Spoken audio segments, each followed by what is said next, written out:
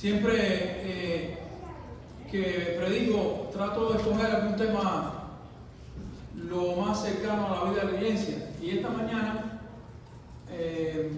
ha sido un tema compartido y sugerido. Hoy celebramos el Día de la Mujer, el Día Internacional de la Mujer. Y yo quisiera en esta mañana, mi querido hermano, felicitarles a todas de una forma especial, a todas las damas de la congregación. Quisiera también traer la palabra de Dios que pueda edificar sus vidas, las vidas de nuestras mujeres, pero también de la iglesia. Y pensando en estas cosas, aprovecho la oportunidad para hablar sobre el libro de Ruth. No voy a estar hablando de los 4 capítulos, voy a concentrarme en el capítulo número 1. Y en este capítulo 1 quiero, mi querido hermano y hermana, en esta mañana, hacer énfasis en los contrastes que vemos en la vida de 2 mujeres que se habla en el capítulo número 1. Es el caso de Ruth y de Orfa, las 2 nueras de Noemí. Hay 3 personajes principales en este libro. Uno es Boaz, el pariente del Redentor. Otro es Noemí, la mujer que regresa con toda esa carga emocional y amargura después de haber padecido y sufrido grandemente en tierra de Moab. Y Ruth, la moabita, que llegó a formar parte de esta familia por la gracia de Dios y también se constituyó en la parte de la descendencia de quien descendería el Mesías de Israel, nuestro Señor Jesucristo. Este libro de Ruth lleno de contrastes, y que para mí su tema es la fidelidad de Dios en tiempos difíciles o en tiempos de crisis. ¿Por qué? Porque si usted se da cuenta desde que comienza el libro, es uno de los pocos libros que nos sitúa en el contexto histórico que se desarrolla, en el tiempo en que gobernaban los jueces.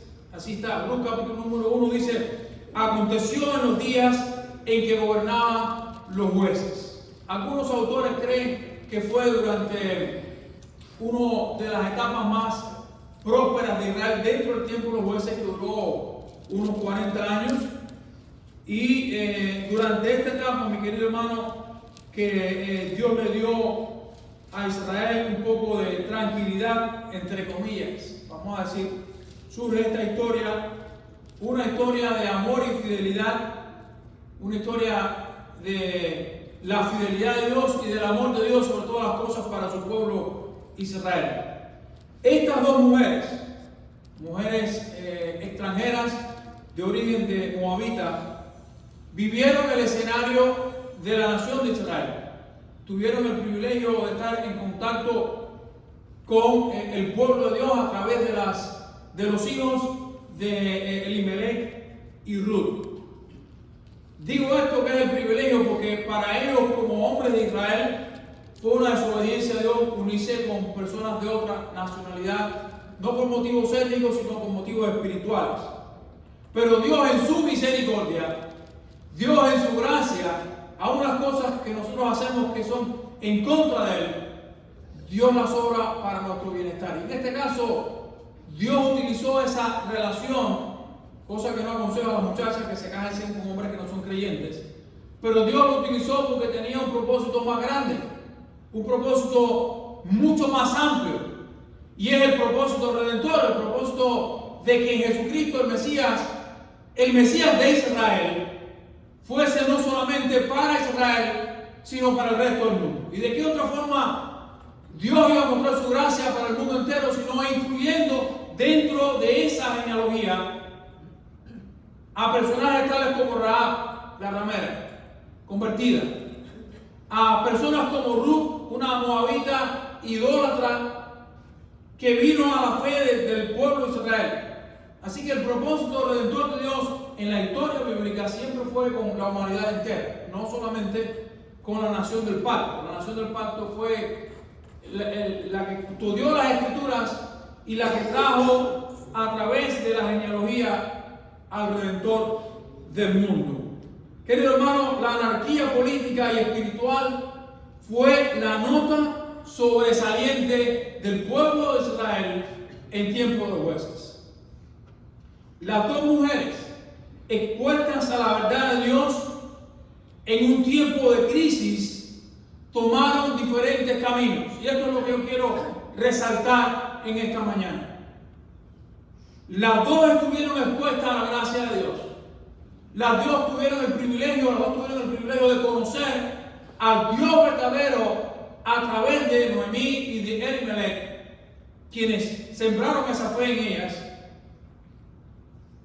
Y lo sobresaliente es que hay un contraste entre la fe de ambas mujeres. Y es por eso que el título del mensaje en esta mañana lo he titulado, valga la redundancia si vale, contraste entre la fe verdadera y superficial. Y estas dos mujeres representan los polos opuestos. Alguien que tuvo una fe verdadera, que en este caso es Ruth, y alguien que su fe fue superficial o temporal, como nos menciona la Escritura en el caso de Orfa. Querido hermano, lo primero que voy a señalar es que ambas mujeres comenzaron en el mismo camino. Dice Ruth capítulo 1, versículo 10, que lo voy a trasladar, no voy a leer el capítulo completo, sencillamente voy a resaltar los aspectos que encuentro contrastantes en la vida de estas dos mujeres. Empiezo en el versículo 9. El Señor les conceda hallar descanso a cada una en la casa de su marido. Ruth Noemí la estaba despidiendo, le estaba diciendo que regresaran a su casa, a su familia, para que se casaran, para que tuvieran hijos, para que fueran felices. Habían perdido sus esposos de forma trágica en cuestión de unos 10 años. El Señor les conceda ya descanso cada una en la casa de su marido. Dice que luego las besó y ellas alzaron su voz y lloraron. O sea, se sintieron conmovidas por la despedida que le estaba dando Noemí y por la bendición que Noemí también le estaba impartiendo a ellas. Dios les bendiga, que el Señor les conceda procrear y prosperar, que el Señor sea con ustedes, les dé descanso después de haber sufrido. Parece que la muerte no fue repentina. Parece, a mí me indica todo que fue un proceso donde ellas vieron sufrir tanto a Elimelech como a los hijos de Elimelech y Noemí. Y ahora ellas están deseando, esta mujer, que experimenta esas crisis de fe, pero que sigue siendo un ejemplo. Noemí sigue siendo un ejemplo de fe. Les da la bendición y que encuentren descanso y que encuentren un marido y que hagan la vida, porque hasta ese momento no habían sido fieles a sus esposos. Así que las besó y ellas alzaron su voz y lloraron y le dijeron: ciertamente nosotras volveremos contigo a tu pueblo. Las dos comenzaron el mismo camino, se conmovieron por el mensaje, recibieron como suya la bendición de Dios y mostraron, o parecía al menos tener, el mismo interés. Nosotras, las dos, iremos contigo. Iremos de regreso a tu tierra, porque tú nos has dicho y escuchaste, en medio de tanto sufrimiento que has experimentado aquí en Moab, que Dios ha bendecido a la nación de Israel y les ha traído nuevamente alimentos. O sea, la razón que te hizo venir aquí, que fue una razón económica, alejarte de tu pueblo, de tu tierra, de tus parientes y de todas las cosas, que fue una razón económica, y que esta historia tuya ha terminado en un desastre, en la pérdida de tu esposo, de tu sostén y de tus hijos. Nosotros no te vamos a abandonar ahora. Y querido hermano, acompañarla significaba más que caminar hasta la tierra de Belén. Por eso, que por cierto tenían que caminar cantidades. En esta época la gente agarra un carro y se pierde. O en Cuba se agarra una bicicleta o una motorina, lo que sea, en sus países iguales. Pero aquí había que caminar. Y todo lo que implicaba esa caminata significaba acompañarla y eventualmente, fíjense esto, como hago el énfasis ahí, eventualmente aceptar la fe en el Dios de Israel. No era solamente acompañarla. Los extranjeros que llegaban a Israel estaban obligados a recibir las costumbres, la fe y todas las cosas relacionadas con el Dios de Israel, y las provisiones de la ley, y los mandamientos de los sacrificios, y todas las cosas. Ellos tenían que guardarlas. Muchos, mi querido hermano, hoy en día comienzan a caminar por la fe. Y nosotros decimos algo como esto: él o ella está buscando a Dios. Pero en esa búsqueda de Dios,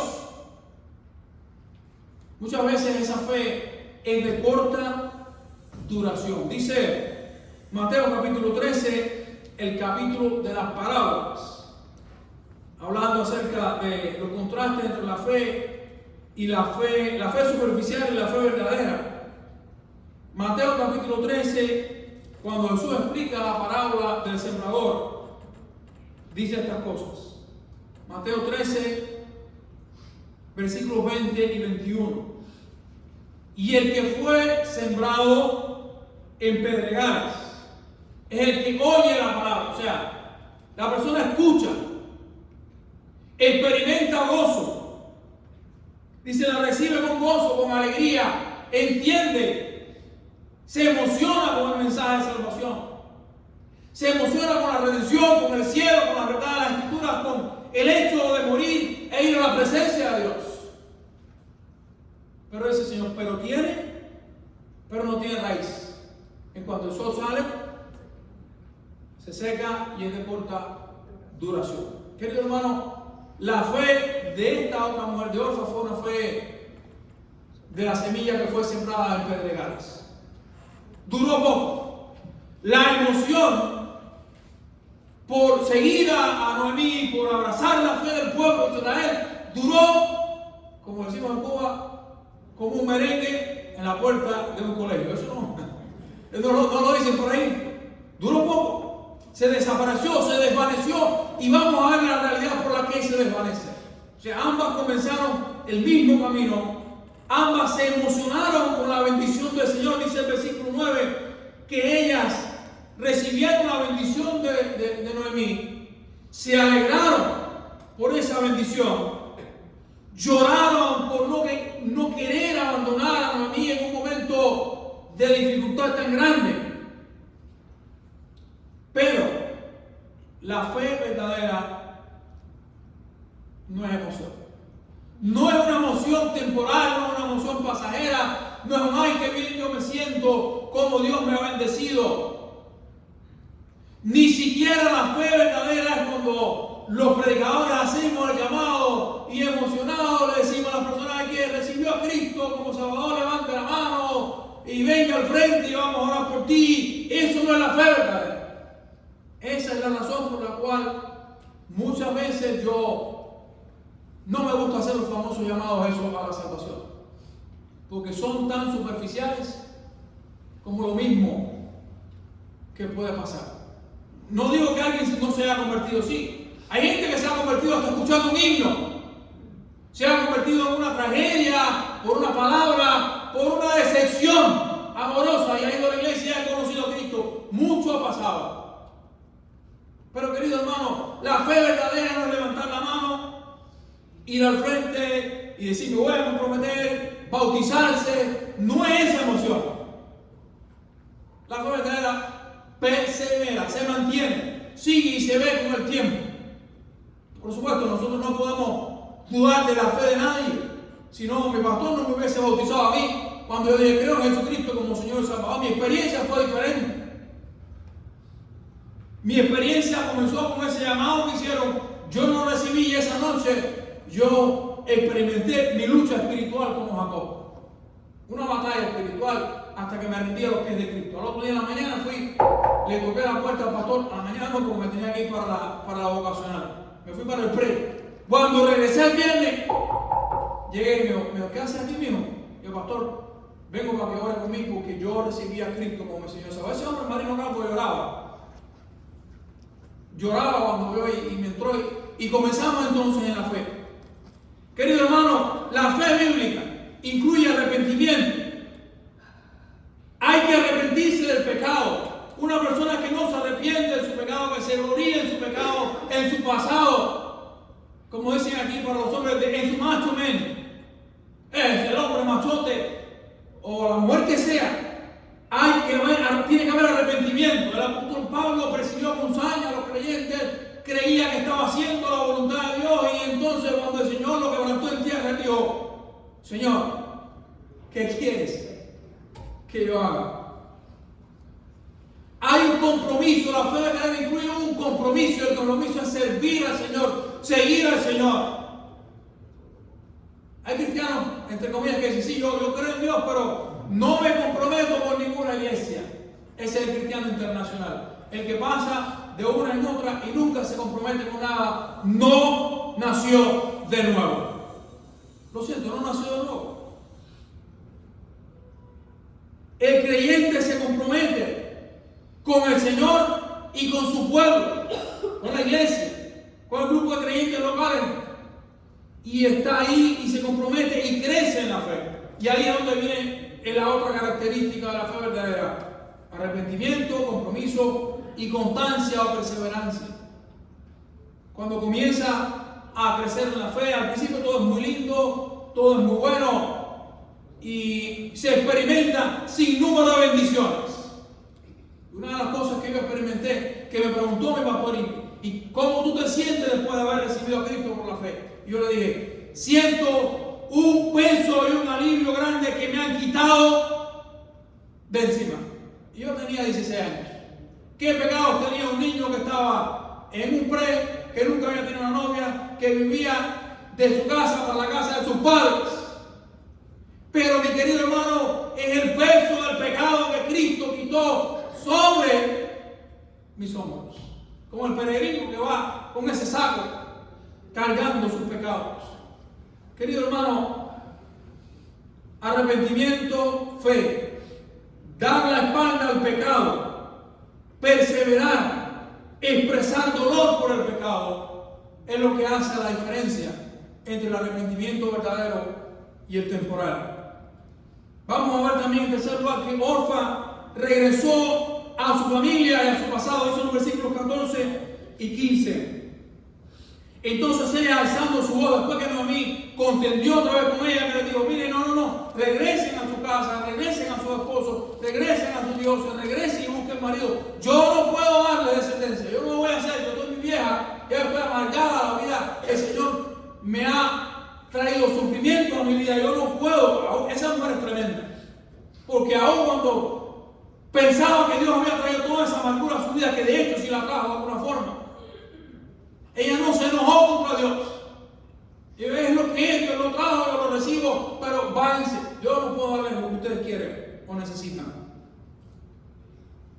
Dice: alzaron su voz, lloraron, y luego Orfa besó a su suegra, pero Ruth se quedó con ella. Y Noemí le dijo: he aquí tu cuñada se ha vuelto a su pueblo, a su familia y a sus dioses. Vuélvete tú tras ella. Querido hermano, Orfa se volvió a su pasado, a su tierra, a su familia y a los dioses a los cuales adoraban en Moab. Por eso le dijo: se ha vuelto, vete tras ella. La decisión de seguir a su suegra, de servir al Dios de Israel, de vivir entre su pueblo, no fue profunda. Así hace todo el que no ha conocido a Cristo por la fe. Regresa a su pasado, a su vida y a su pecado. Sin embargo, como número 4, Ruth sí abrazó la fe verdadera y el futuro con Dios. Dice el versículo 16. Pero Ruth respondió: no me ruegues que te deje y que me aparte de ti, porque donde quiera que tú vayas, yo iré, y donde quiera que tú vivas, yo viviré. Tu pueblo será mi pueblo, y tu Dios será mi Dios. La decisión de Ruth fue, y esta palabra no gusta mucho a veces, radical. No me digas que te abandone. Yo te voy a seguir. Yo seré parte de tu pueblo. y yo voy a abrazar la fe en el Dios de Israel. No me lo pidas. Lo reafirma cuando decidió abandonar todo lo que conocía, todo lo que Orfa fue a abrazar. Dios de familia y tierra. Esto es lo que llamamos conversión genuina. Es lo que la parábola de Mateo 13 en el versículo 23 dice que qué fue lo que pasó. Y esta fue la semilla que cayó en buena tierra, que dio fruto a 100%. Querido hermano, el contraste entre Ruth y Orfa le muestra a las damas que están aquí y a los hombres también varias cosas. Primero, no todo el que comienza en la fe persevera. Algunos se van y se regresan de donde vinieron, o a veces a lugares peores. Segundo, la verdadera fe implica un compromiso, el compromiso de abandonar, ¿qué cosa? El pecado, el pasado, la familia si es necesario, y vivir la vida nueva en Cristo. Yo tuve que tomar una decisión como esa, porque una familia mía muy allegada a mí, cuando yo me convertí, que tenía 16 años, me dijo: no vayas a la iglesia bautista.